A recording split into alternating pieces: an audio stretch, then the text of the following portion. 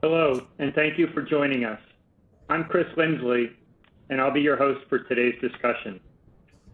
As we continue to respond to the COVID-19 pandemic, the University of Maryland Medical System is committed to providing you with critical information and updates as situations progress and new information is available.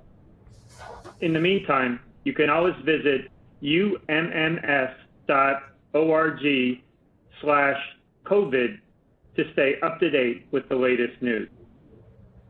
Our discussion today will be led by Dr. Mohan Santa, the President and CEO of UMMS, and Dr. David Marcosi, our COVID-19 Incident Commander. We'll be covering a variety of topics this afternoon, including general COVID-19 updates and information about getting the vaccine. We'll also be joined by two very special guests from the University of Maryland School of Medicine to discuss COVID-19 variants and why they matter. I will now turn it over to Dr. Santa to get us started. Dr. Santa? Thanks, Chris, and good afternoon, everyone, and thank you for joining us today. First, as always, we want you to know that you can turn to the medical system as a trusted resource for information on COVID-19, and you should always reach out if you have questions. We'd also like to remind you that in between informational sessions like this one, there are other resources that you can use to get information. The University of Maryland Medical System has a free call line, 24/7. It is staffed by nurses and is available if you have any concerns or want to discuss possible symptoms. You can reach the nurse call line at 1-888-713-0711. The CDC also has a COVID-19 tool on their website that you can use to evaluate symptoms you may be having. And finally, as Chris mentioned, you can find tips on managing your health and wellness at umms.org/COVID. Before we dive into some new topics, I'd like to first give you a quick snapshot of the situation across our medical system and across the state when it comes to helping manage patients diagnosed with COVID-19. As of this morning, the medical system is treating 283 COVID patients across our collective organizations. We've seen some ups and downs over the past few weeks, but for the past several days, thankfully, our COVID cases have been trending downwards. There are currently more than 350,000 Marylanders diagnosed with COVID-19. This number is also starting to trend downward, but to help reduce the number of new cases and continue this downward trend, it is crucial that all Marylanders continue wearing masks, washing their hands, and practice social distancing.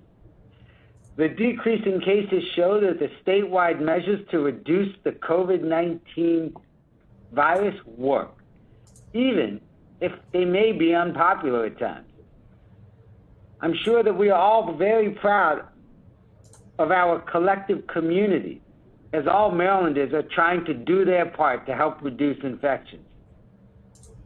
However, it is clear the resources across our state continue to be stretched thin. So we have a lot of work to do to drive our infection rates down further. Along with the work we're doing to reduce new infections, we're also making progress in our vaccination effort as well. Since we last spoke on January 8th, the medical system has joined the state of Maryland in offering vaccinations to people who are eligible in phases 1B and 1C of the state's vaccination distribution plan. By the end of today, our medical system will have given more than 50,000 vaccinations to individuals that include our employees, our patients, and members of our community. And we have nearly 34,000 appointments scheduled over the next several weeks. Now, these numbers are just our health system. Taken collectively across the state of Maryland, they are certainly encouraging. They show how far we've all come since last month when vaccinations really began in earnest. And these numbers will continue to grow. But I know that all of us have lots of questions about vaccination supply and distribution, both in Maryland and across the country. In fact, some of you may have even registered to receive a vaccine at one of our vaccination clinics and are wondering when you'll be able to schedule an appointment. So I'd like to ask Dr. Marcosi to discuss where we are in a bit more detail and where we're headed in the coming weeks. Dr. Marcosi? Thanks, Dr. Santa, and it's a pleasure to speak to you again this afternoon. At our last webinar at the beginning of the month, we were still in phase 1A, which focused on healthcare workers and the elderly in group care settings. On January 18th, we began vaccinating people in phase 1B of the state's plan. And this past Monday, we joined the state in expanding to phase 1C. At our system, we are vaccinating people in these groups who make appointments through our clinics and those who are hospitalized in our facilities. Remember, these phases were designed by our state and federal governments with the goal of distributing vaccines in the most equitable and fair way possible. But Dr. Santa mentioned supply, and that is a challenge, both for our nation and our state. So I want to touch on a few important points. Number one, everyone who is eligible right now may not be able to get the vaccine right away. It depends upon the vaccine that our state is being supplied with. Number two, if you have registered through ums.org/getthevaccine and are awaiting a scheduling link, please be patient. We are working through these requests as quickly as we can. Number three, the vaccination sites cannot at this time take walk-ins. Please wait for an invitation to schedule your appointment. You can also find alternative vaccination locations at covidlink.maryland.gov. Finally, we are working on a way for people who don't have access to the internet to schedule an appointment for the vaccine. And we will be sharing those details as soon as we are able. We're actually also preparing for phase 2, which will include a much larger portion of the general population and partnering directly with our state colleagues and the Maryland National Guard to make this happen. In the next several weeks, 6 mass vaccination sites will be opening across the state in anticipation of when our state receives more vaccine supply. UMS will play a critical role in establishing 2 of those sites, one at the Baltimore Convention Center and the other at M&T Bank Stadium. We will be sharing additional details about how and when individuals can register for appointments at these sites as more vaccine supply is received. Please continue to check ums.org/getthevaccine for the latest information.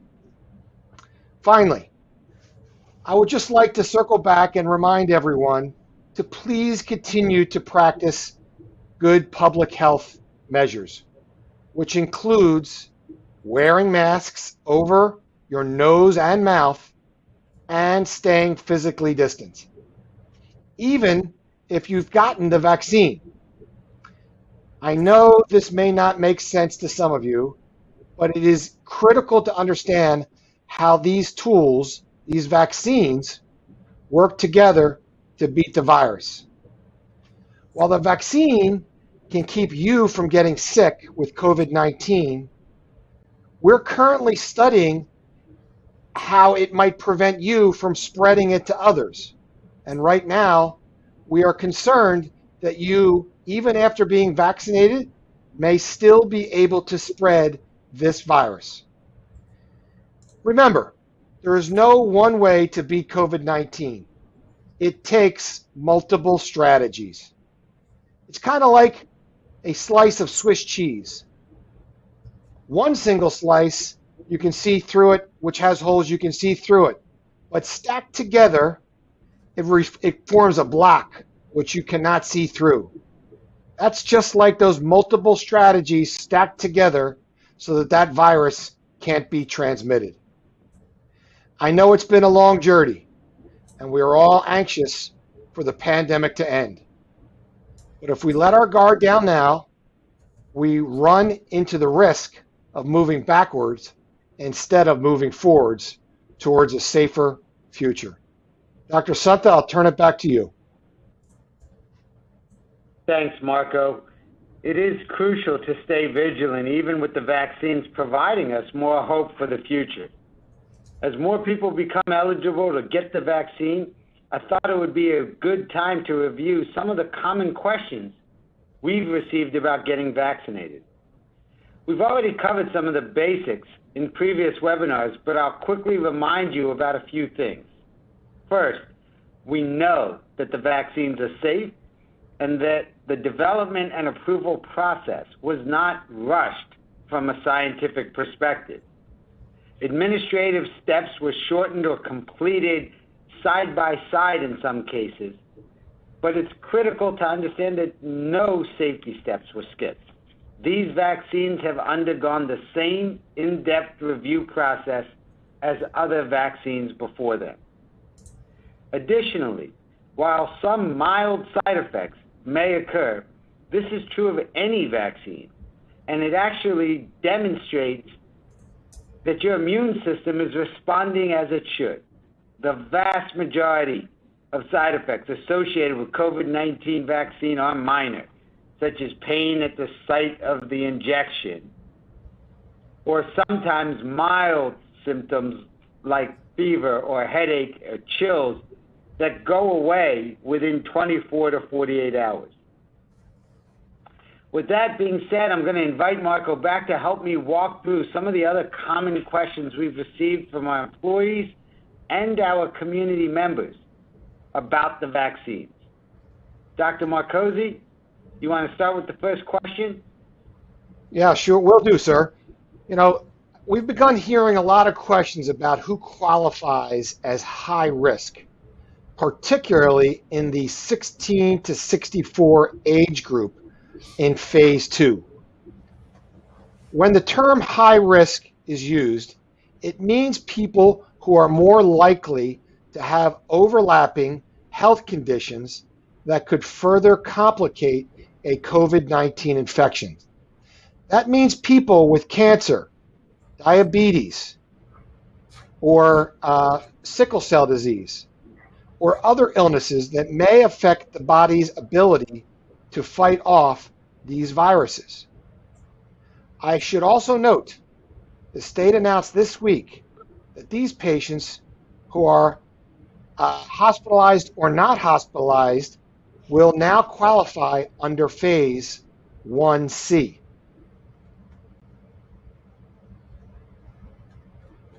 Thanks, Marco. Another question we hear about has to do with these severe adverse reactions. Many news stories over the past several weeks have focused on that potential that the vaccines could cause these kinds of side effects. So we need to set a few things straight. There is an extremely small chance that vaccines could in fact cause a severe allergic reaction. However, if you have allergies or have ever had a severe or immediate reaction to a vaccine or other injectable medications in the past, you absolutely should be talking to your physician to make sure it's safe for you to get the vaccine. But to be clear, these vaccines are extremely safe. As I mentioned, we've now vaccinated close to 50,000 people within our medical system and have only seen a handful of individuals needing any level of medical attention following their vaccination. All of those people recovered quickly with no serious or lasting effects. Yeah, it's a great point, Dr. Santa. The more people we vaccinate, the more we see how safe and effective these vaccines are. When we see news stories about side effects, it's critical to understand the context and not overreact. Another question we get is about the multiple doses needed for these vaccines and if the second shot is really necessary. The answer is unequivocally yes. You must get both shots for the vaccines to be most effective. We have no evidence that the first shot will protect you from COVID-19 enough to keep you healthy. The 95% effective rate is reached after 2 doses. While there may be single-dose vaccines in the future, at this moment and until we hear otherwise, you must get both doses, and you should get them within the proper window of time. And that means at least 21 days apart for the Pfizer vaccine and 28 days apart if you receive the Moderna vaccine. Regardless of where you are in the vaccination process, you should continue to wear a mask and practice physical distancing. So for our last point, I want to touch on vaccinations for those who are pregnant, planning to become pregnant, or are breastfeeding. We've heard a lot of questions about safety when it comes to this part of our community, so I want to clarify the official guidance. The CDC says that if you are pregnant, plan to become pregnant, or are breastfeeding, the best and most appropriate thing you should do is talk to your doctor about getting vaccinated. They can help in partnership with you as an individual navigate the decisions that are ultimately right for you. These vaccines do not contain the COVID-19 virus or any part of it, and there is no evidence that the vaccines are dangerous for those who are pregnant or breastfeeding.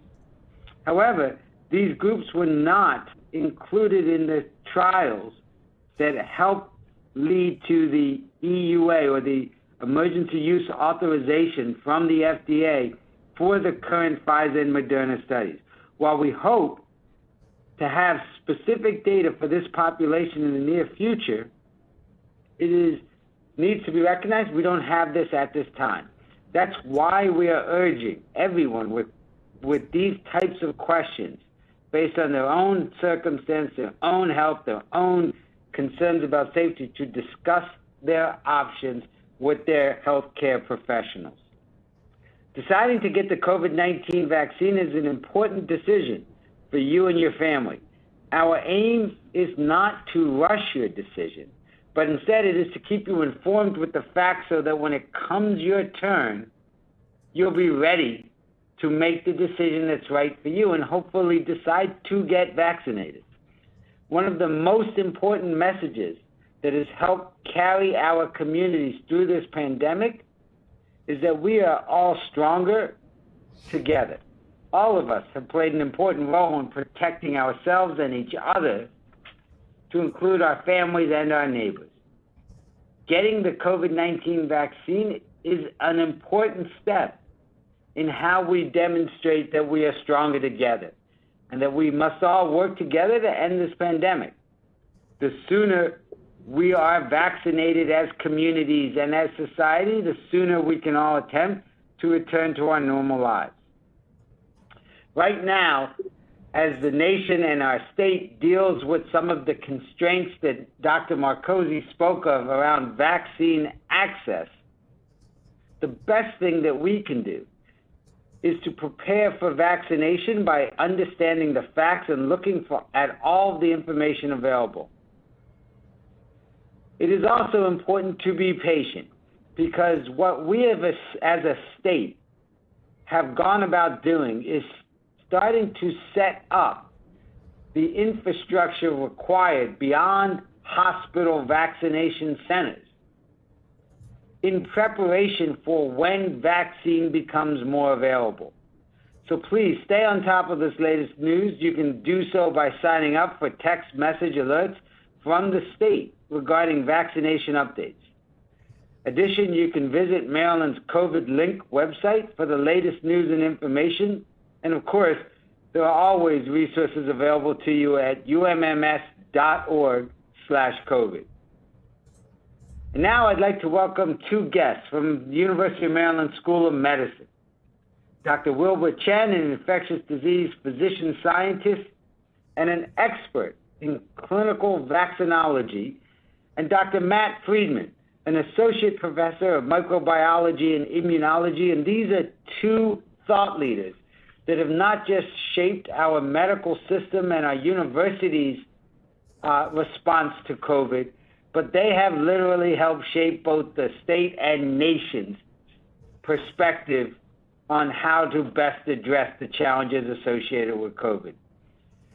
Dr. Chen, Dr. Freeman, thank you for taking time to be with us today. As you know, we've all been reading a lot about the new COVID-19 variants, and it's our hope that you'll be able to help answer some of the most pressing questions that our communities are having about what we're hearing in the news.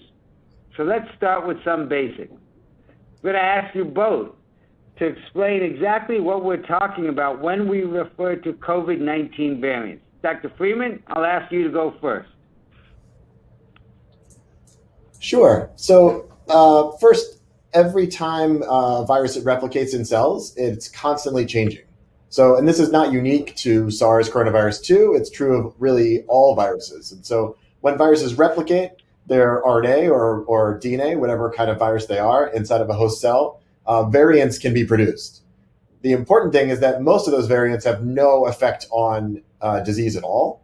And it's only every once in a while when one of these variants seems to gain an effect and then can replicate better or transmit better. And that's what we're following now through the COVID-19 outbreaks. Dr. Chen? Yeah, that's right. So these viruses continue to mutate in the background. Some of them are successful and die off, and some of them do become successful, and these are the ones that we hear about on the news. So, there are three that we talk about commonly. The one from the UK that really took off, early winter and now becomes the predominant virus that we see there, and also is seeding other parts of the world. We heard about a South African and a Brazilian. So again, these become viruses that become more successful at being transmitted. The question is whether or not they gain the ability to become more severe when they cause infection, or to be able to evade our diagnostics, our therapies, or our vaccines. And I think we're going to talk about that next.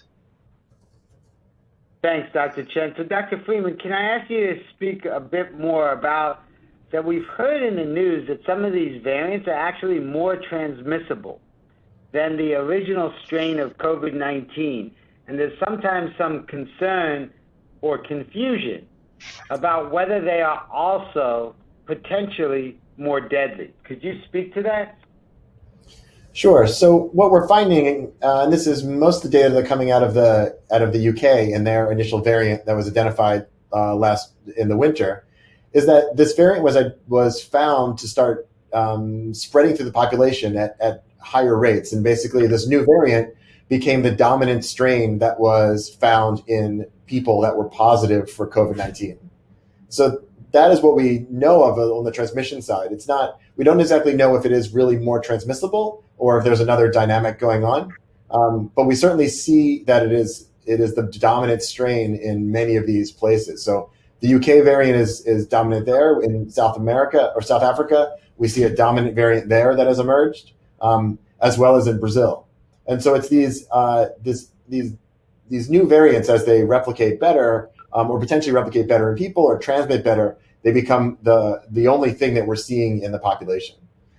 What this is not translated to yet is severe disease, and we're not seeing more severe disease from the people infected with these variants. But they certainly seem to be taking over the population of strains that are seen in these places. Dr. Freeman, you mentioned.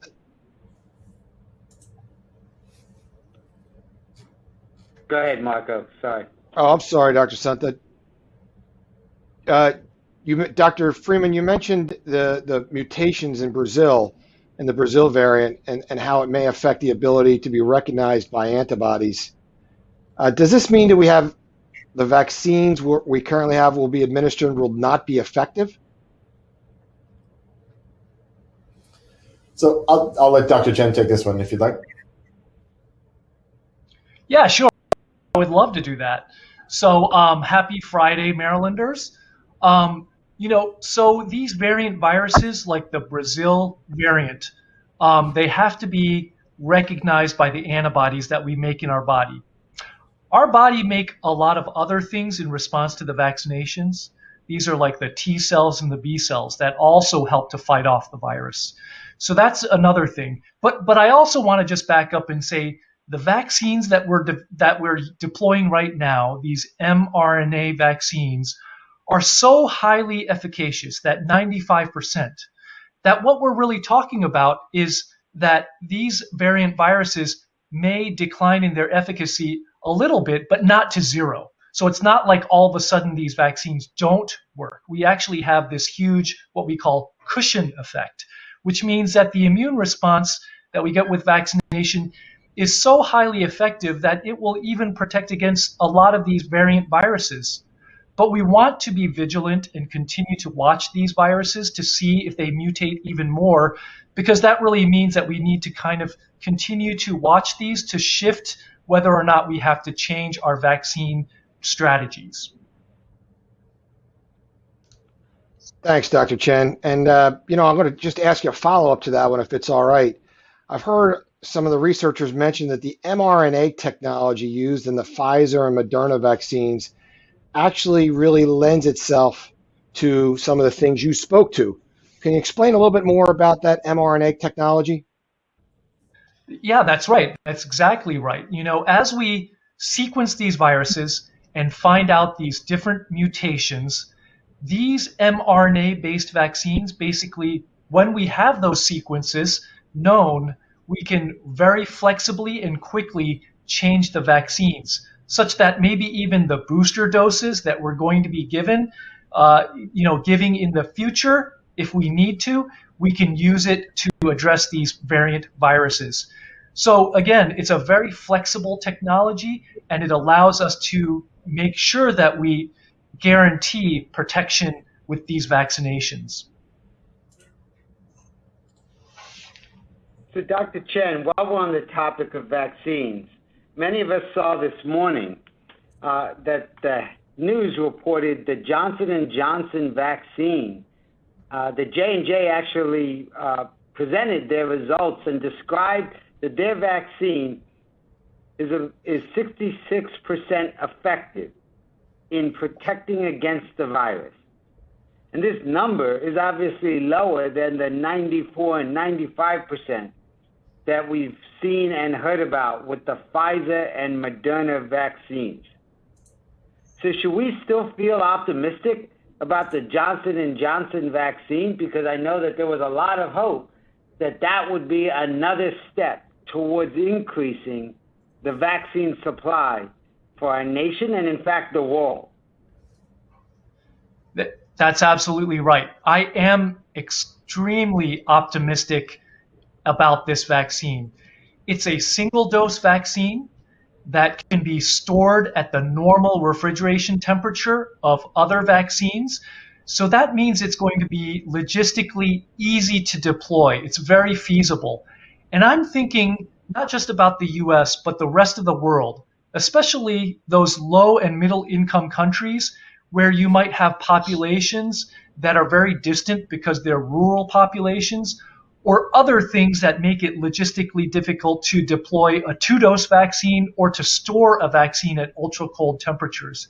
Now, this 66% efficacy is still, we should remember, extremely good compared to the FDA's milestone that they set aside many months ago, where they said they wanted vaccines to be successful by demonstrating greater than 50% efficacy.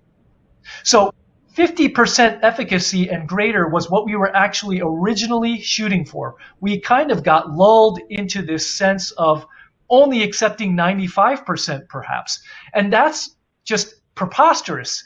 We actually think that vaccines that have 50% or higher efficacy are going to still be extremely valuable for getting us out of this pandemic. Let me also say that the J&J vaccine also announced, if you look at the efficacy against severe disease, this is the disease that causes a person to be hospitalized or worse, that efficacy is 85%. So this is tremendous news that we have another successful vaccine, another tool in our toolbox, and this is what is going to hopefully get us out of this pandemic. Thank you, Dr. Chen. And so now I have a question for both of you, because we know that both of you are working incredibly hard at the University of Maryland School of Medicine and in partnership with the state of Maryland to track and study COVID-19 test samples for any signs of these variants that we referred to earlier. Can each of you tell us a little bit about that work and what you're trying to accomplish? And maybe I'll start with Dr. Freeman. Absolutely. So in my laboratory, we are identifying these variants with Dr. Jacques Ravel at the Genome Center here at Maryland. We're sequencing surveillance strains that are coming out of the community, as well as in my lab, we're growing these and then identifying if they are able to have different functions in cells and in animals, and how they really how they are altered during antibody treatment or vaccination in mice or in cells. So we're actively looking to see whether these variants really have an effect on disease or escape from these current vaccines and other antibody-based therapeutics. I'll just jump in. Yep. I'll just jump in that, these variants are also being looked at very carefully at the national level. And so each state is looking at their own viruses, but they're also submitting them to the CDC as well. So this is an effort where we continue to monitor for variant viruses where they pop up. So, I'll just remind you that, the Brazil variant virus was detected in Minnesota for the first time just this past Monday. And the South Africa variant was detected for the very first time in the U.S. in South Carolina just on Wednesday. So, for us to continue this surveillance, help us to have the ability to monitor for these viruses, whether they come into the U.S. or maybe a new virus pops out, a new variant virus that pops out somewhere within the U.S. and that continues to spread. And help me to look at that to see if that affects the efficacy of our therapies, our diagnostics, and vaccines. So in the end, continue to maintain our medical systems to be able to support the patients that we're trying to take care of. I'm going to jump in here and I'm going to just follow up with some of this on a lot of this discussion around variants. Dr. Chen, you just were mentioning some testing being done at the CDC, but one of the questions I get asked often is, what can people do, if anything, to prevent the spread of these variants, or even more variants from emerging? Yeah, and that's a great question. So the bottom line is anything that we can do to stop the virus from replicating itself, which means to stop ongoing infections and transmissions as much as possible. So what do we go back to? Well, the old-fashioned procedures for masking, PPE, physical distancing, all of these things continue to be super important as we continue to see these new variant viruses pop out. So I'd like to just remind people to continue to observe the 3 W's. wear your mask, watch your distance, and wash your hands. All of this will continue to be important as we continue to roll out these vaccines, which again, if we can continue to have these vaccines deployed and have large parts of our population, 75% and greater, receive these vaccines, I think we can defeat this virus, and hopefully by the end of summer so that we can be fully opened up by fall time.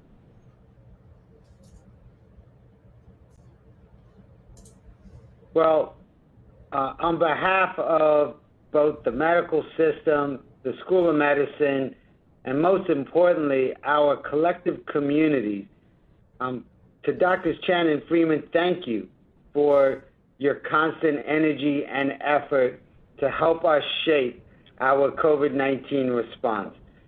The two of you represent sort of the best and the brightest that we have in this fight, and we're incredibly grateful on behalf of our communities for all that you are putting forward in terms of the effort to help us get to the other side of this pandemic. So thank you. I'm going to turn it back to you now, Chris. Thank you, Dr. Santa, and thanks to you and Dr. Marcosi for leading this conversation and sharing more information with us about the COVID-19 response. I'd also like to thank Drs. Chen and Freeman for an extremely informative and encouraging discussion about the COVID-19 variants. And I'd also like to thank all of you who joined us today. As we move out of this surge and ramp up our vaccination efforts, we will begin to host these webinars on a less frequent basis. But please continue to look for the most up-to-date COVID information on our website at umms.org/COVID. We hope that you can stay connected. You can find our social media channels displayed on the screen. You can sign up for health and wellness emails at umms.org/email. You can also find more information about the COVID-19 response at umms.org/COVID. Finally, please remember that you can call our free nurse call line anytime, day or night, to discuss your concerns or possible symptoms. You can reach the nurse call line at 1-888-713-0711. We are grateful for everything you are doing to keep yourself, your loved ones, and our community safe. Have a great weekend.